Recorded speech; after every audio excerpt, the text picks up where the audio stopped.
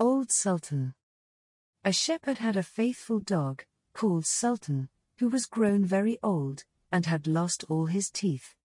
And one day when the shepherd and his wife were standing together before the house, the shepherd said, "I will shoot old Sultan tomorrow morning, for he is of no use now." But his wife said, "Pray let the poor faithful creature live, he has served us well a great many years, and we ought to give him a livelihood for the rest of his days." "But what can we do with him?" said the shepherd. "He has not a tooth in his head, and the thieves don't care for him at all. To be sure he has served us, but then he did it to earn his livelihood. Tomorrow shall be his last day, depend upon it." Poor Sultan, who was lying close by them, heard all that the shepherd and his wife said to one another, and was very much frightened to think tomorrow would be his last day. So in the evening he went to his good friend the wolf, who lived in the wood, and told him all his sorrows, and how his master meant to kill him in the morning. "Make yourself easy," said the wolf, "I will give you some good advice. Your master, you know, goes out every morning very early with his wife into the field, and they take their little child with them, and lay it down behind the hedge in the shade while they are at work. Now do you lie down close by the child, and pretend to be watching it, and I will come out of the wood and run away with it. You must run after me as fast as you can, and I will let it drop, then you may carry it back, and they will think you have saved their child, and will be so thankful to you that they will take care of you as long as you live." The dog liked this plan very well, and accordingly so it was managed. The wolf ran with the child a little way, the shepherd and his wife screamed out, but Sultan soon overtook him, and carried the poor little thing back to his master and mistress. Then the shepherd patted him on the head, and said, "Old Sultan has saved our child from the wolf, and therefore he shall live and be well taken care of, and have plenty to eat. Wife, go home, and give him a good dinner, and let him have my old cushion to sleep on as long as he lives." So from this time forward Sultan had all that he could wish for.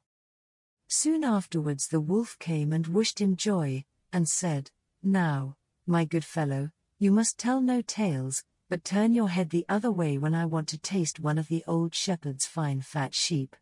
"No," said the Sultan, "I will be true to my master." However, the wolf thought he was in joke, and came one night to get a dainty morsel.